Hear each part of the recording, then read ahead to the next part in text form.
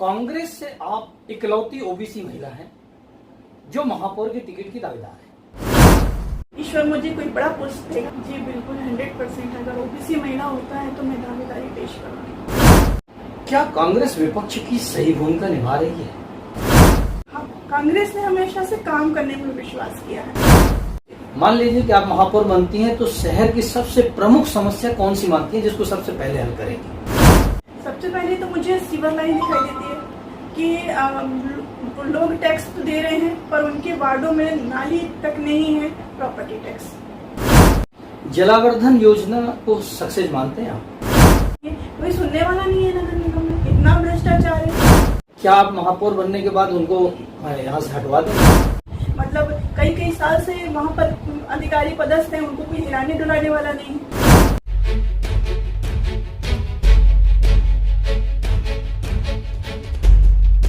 दोस्तों नमस्कार, मैं रम्मू सिंह। आज हम बात करने जा रहे हैं महिला कांग्रेस की शहर अध्यक्ष डॉली चौरसिया जी से। सबसे पहले आपको बधाई दे दूं शहर अध्यक्ष बनने की। कांग्रेस से आप इकलौती ओबीसी महिला हैं जो महापौर के टिकट की दावेदार है। जी बिल्कुल 100%। अगर ओबीसी महिला होता है तो मैं दावेदारी पेश करूंगी। सिर्फ ओबीसी होगा तो नहीं?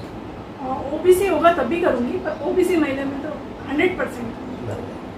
कांग्रेस के प्रमुख दावेदार वैसे कौन कौन लोग हैं? दावेदार में तो मैं दीनदयाल पटेल जी हैं, अजय सोनी जी हैं, सईद अहमद जी हैं और रवींद्र सिंह शेट्टी जी हैं। ये वरिष्ठ नेता हैं और अगर इनको टिकट मिलती है इनमें से किसी को, और फिर हमारे प्रदेश के मुखिया है कमलनाथ जी, उनका सर्वे चल रहा है, उस हिसाब से जो भी प्रत्याशी सामने आएगा उसको मिलेगा टिकट। क्या कांग्रेस विपक्ष की सही भूमिका निभा रही है? बिल्कुल निभा रही है। कैसी? विपक्ष की भूमिका में हम लोगों ने जब भी, चाहे लॉकडाउन की बात करें और चाहे आम जन के लिए कोई भी प्रदर्शन हो, कोई भी विरोध प्रदर्शन हो, उसके लिए हम लोग हमेशा जो हमारे प्रदेश से हमें आदेश मिलते हैं उसके लिए हम जन जन तक हर बात को पहुंचाने का प्रयास करते हैं। अभी हमारे कमलनाथ जी ने जो घर घर चलो सदस्यता अभियान चलाया था, उससे हम लोगों ने हर वार्ड में जाकर हर महिला से मिलकर उनके परिवार की बातों को समझा है, उनकी समस्याओं को, जैसे नल की और बिजली के बिल की, हर समस्या को सुलझाने का प्रयास किया है। घर घर चलो कार्यक्रम को लोग चुनाव से जोड़ रहे हैं कि ये एक आपका कांग्रेस का चुनावी कार्यक्रम था? जी बिल्कुल नहीं जी, ऐसा कुछ भी नहीं है। क्या है, कांग्रेस ने हमेशा से काम करने में विश्वास किया है और एक हम लोगों को माध्यम चाहिए कि हम लोग जन जन तक जाएं। केवल हम लोग चुनावी मेढक बन के काम नहीं करना चाहते कि चुनाव में गए और लोगों के सामने हाथ जोड़कर खड़े हो गए। तो वो जनता के बीच में हम लोगों का गेट टुगेदर हो, हमारे सब वरिष्ठ नेतागण हमेशा हम लोगों एक दूसरे के साथ में हो, जनता को ये नहीं लगे कि आज ही एसी में से निकलकर हमारे सामने आकर बैठ गए हैं क्योंकि चुनाव आ गया है। इसलिए कमलनाथ जी ने ये आदेश दिया था और हम सब ने उसको बिल्कुल दिलो जान से निभाया भी है। 10 रुपए गैस सिलेंडर की कीमतें बढ़ने पर भाजपा पूरे देश में आंदोलन प्रदर्शन करती थी और हंगामा खड़ा करती थी। आज 200 रुपए गैस सिलेंडर की कीमतें एक साथ भाजपा बढ़ा रही है। कांग्रेस क्या कर रही है? हम लोगों ने भी विरोध प्रदर्शन किए हैं, धरना प्रदर्शन किए हैं, हर वार्ड में, हर जिले में हम लोगों ने अपने अपने स्तर से अलग अलग तरीके से विरोध प्रदर्शन किए हैं। लास्ट टाइम महिला कांग्रेस ने कलेक्ट्रेट में बैठकर चाय बनाकर भी एक विरोध प्रदर्शन किया था कि आज इतनी ज़्यादा रसोई गैस की कीमत बढ़ गई है कि मजबूर है महिलाएं चूल्हे में खाना पकाने के लिए। महंगाई कोई मुद्दा है या नहीं है कांग्रेस के लिए? बहुत बड़ा मुद्दा है। महंगाई ही तो सबसे बड़ा मुद्दा है। जो सिलेंडर आज 400 रुपये की मिलती थी 2014 के पहले, आज हम लोग 1100 रुपये में लेने में मजबूर हैं। जो पेट्रोल 60 रुपये 70 रुपये लीटर मिलता था, आज हम लोग 117 और 120 रुपये में लेने को मजबूर हैं। परेशानी हर तरफ तो है। जीएसटी इतना बढ़ा रखा है, जीएसटी के नाम पे कितने टैक्स बटोरे जाते हैं, मतलब सबसे ज़्यादा तो व्यापारी ठगा जा रहा है। चलिए हम अगर सतना शहर की बात करें, मान लीजिए कि आप महापौर बनती हैं तो शहर की सबसे प्रमुख समस्या कौन सी मानती है जिसको सबसे पहले हल करेंगी?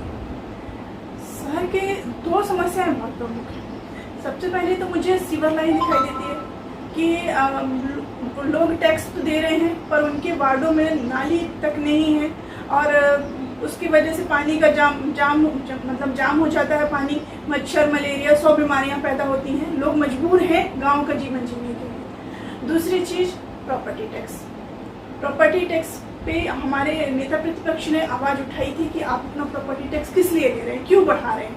तो अगर ईश्वर मुझे और ये जनता जनार्दन और हमारे वरिष्ठ नेतागण मुझे इस लायक समझेंगे और अगर मैं कभी भी, आज नहीं कल, कभी भी इस पोस्ट पे गई, उस पद पे गई, तो मैं जरूर अपने स्तर से इस चीज़ को सॉल्व करने का प्रयास करूंगी और शहर की जनता को राहत दिलाने का प्रयास करूंगी। आपने सीवर लाइन की बात की जी। सीवर लाइन में मुझे किसी तकनीकी अधिकारियों ने यह बताया कि यह सीवर लाइन सक्सेस नहीं हो सकती। जब तक यह पूरी हो जाएगी तब तक यह अनुपयोगी होगी, मतलब यह पैसा बर्बाद हो जाएगा। तो उनसे मैं बैठ के समझूंगी और हमारे जो भी हमारे सामने प्रॉब्लम्स आएंगी उनके साथ बैठ के उसको उस स्तर पे सॉल्व किया जाएगा कि आखिर किस वजह से पूरी नहीं हो रही है। आप इंजीनियर तो वो है, प्रॉब्लम वो बता सकते हैं और सॉल्व करने के लिए हम सब बैठे हुए हैं। जलावर्धन योजना को सक्सेस मानते हैं आप? बिल्कुल नहीं, जलावर्धन योजना कोई सक्सेस नहीं है। लोग आज भी कई वार्डों में ऐसा है जहाँ पानी नहीं पहुँच रहा है, पीएचई की लाइन जहाँ जगह जगह कटी हुई पड़ी हुई है, कोई सुनने वाला नहीं है नगर निगम में। इतना भ्रष्टाचार है, मतलब कई साल से वहाँ पर अधिकारी पदस्थ हैं, उनको कोई हिलाने डुलाने वाला नहीं है, किसी के नहीं सुनते हैं। क्या आप महापौर बनने के बाद उनको यहाँ से हटवा देंगे? ऐसा नहीं है, ऐसा नहीं है। हम सब आपस में सामंजस्य बिठा के काम करेंगे। तो बाकी लोग भी तो सामंजस्य ही बैठा रहे हैं। देखिए, अपना अपना काम करने का तरीका है, अपना अपना नेचर है और अपने अपने तरीके से बात करने का तरीका है। मैं कोशिश पूरी करूंगी कि मेरे सब भाई आपस में मिल के हम सब एक दूसरे के साथ कोऑपरेट करके काम करें, क्योंकि सबके साथ मिल के चलना ही एक नेता का गुण होता है। जिस मकान में आप ये रह रही हैं, इस कितने साल हो गए इसमें? हम लोग को भी 8 साल हुआ है। 8 साल हुआ है। कौन सा वार्ड नंबर है ये? 37 नंबर वार्ड है। इसमें आपके घर तक कोई सड़क नहीं बनी हुई है? जी जी। तो इसमें भाई साहब, इसमें मेरा कोई दोष नहीं है। अभी मैंने यहाँ पर WBM का निर्माण कराया है और अमनवीर सिंह जी के टाइम से मैं कई चक्कर वहाँ के लगाई हूँ और उसी बीच हमारी सरकार भी गिर गई, लेकिन उसके बाद भी मैंने अपने पर्सनल व्यवहार पर मैंने ये बनवाया है। WBM का निर्माण यहाँ हो चुका है और बहुत जल्दी इस बारिश के बाद में ये RCCB में कंप्लीट करा लूँगी। और नाली की समस्या है यहाँ पर, तो उसके लिए ईश्वर मुझे कोई बड़ा पोस्ट देगा तब यहाँ के नाले की समस्या सुलझ पाएगी। पानी आता है यहाँ? हाँ, पानी पाइपलाइन है यहाँ पर। पाइपलाइन? हाँ। आपको शहर में सबसे मेन समस्या क्या दिखती है? सबसे मेन समस्या बहुत सारी समस्याएं हैं। सबसे जैसे कि ट्रैफिक भी बहुत बड़ी समस्या है। मतलब कि रोडों का चौड़ीकरण होना चाहिए। लोगों को, हम सबको, हमें मिल के, ये नहीं कि आज हम किसी बड़े पोस्ट पे पहुंच गए तो जनता आपस में जूझती रहे और हमें क्या करना है। हम उसी जनता के वोट से जाकर महापौर के पद पर बैठते हैं, लेकिन जब वो जनता लड़ती है अपने चीज़ के लिए कि हमारा ये पट्टी क्यों काटी जा रही, तो हमें खुद जाके हाथ जोड़कर उनसे, मतलब उनको एडजस्ट, कॉम्प्रोमाइज़ करना चाहिए। और चाहे कमिश्नर हो चाहे कलेक्टर हो, हमें जाके अतिक्रमण अधिकारियों को नहीं छोड़ना चाहिए। बात वहाँ पे रुक जाती है जाकर, जहाँ 2-4 लोगों ने अपनी दादागिरी दिखाई, अपना पावर दिखाया, तो वो तोड़ने नहीं देते। इस कारण से रोडों का चौड़ीकरण नहीं होता। रोड चौड़ीकरण आपकी निगाह में सबसे प्रमुख समस्या है यहाँ? हाँ, एक तो ये है कि ट्रैफिक बहुत ज़्यादा ट्रैफिक नहीं है, ट्रैफिक का प्रॉब्लम। प्रशासन ने उसका कुछ अभी सॉल्यूशन निकाला है, कई रोड वन वे कर दी गई है। जी। हो सकता है कि आगे भविष्य में सिर्फ पैदल निकलने के लिए उन्हें बनाया जाए, कि आप सिर्फ इस सड़कों पे बाजार में पैदल चल सकते हैं। जी,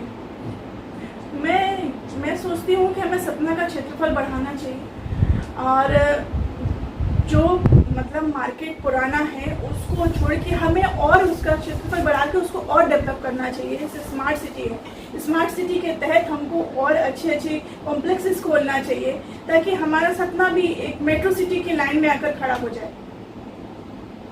विश्वास राव सब्जी मंडी गिरा दी गई, जी। और एक पुरानी सब्जी मंडी गिरा के सामने एक नई सब्जी मंडी बना दी गई। जी जी। ये कौन सी स्मार्ट सिटी है? कोई नहीं है, सब पैसे कमाने के तरीके हैं। भाई गरीबों का आप रोजगार छीन रहे हो। हाँ, और कितने सारे लोग हैं जो दोबारा भी वहाँ पर दुकान नहीं जमा पाए, वो उतना पैसा ही नहीं भर सकते हैं, वो किसी तरीके से दाल रोटी चला रहे थे, उनकी दुकानों को आपने अतिक्रमण करके तोड़ दिया और बेचारे नई जगह बैठकर अपना किसी तरीके से गुजारा कर रहे हैं। कोरोना के बाद में राहत देने की बजाय आपने उनके ऊपर प्रहार कर दिया। सतना शहर के 5 चौराहे ऐसे हैं जिनका सौंदर्यीकरण 25 साल से नहीं हो पा रहा। जी। मतलब सिर्फ जो भी अधिकारी आता है उन्हीं 5 चौराहों का सौंदर्यीकरण करते चले जा रहे हैं। कितना पैसा लगाएंगे उसमें आके? नहीं हो सकता भैया, सौंदर्यीकरण तब तक नहीं हो सकता जब तक कि आप हर नेता और हर कर्मचारी, चाहे वो कलेक्टर हो चाहे कमिश्नर हो, अपना पोस्ट छोड़ के आम जनता की तरह चलकर उसकी समस्या नहीं समझेगा और सुलझाएगा। और दूसरी चीज, जब तक ट्रैफिक कंट्रोल नहीं होगा तब तक कुछ नहीं हो सकता। चलिए, बहुत बहुत धन्यवाद।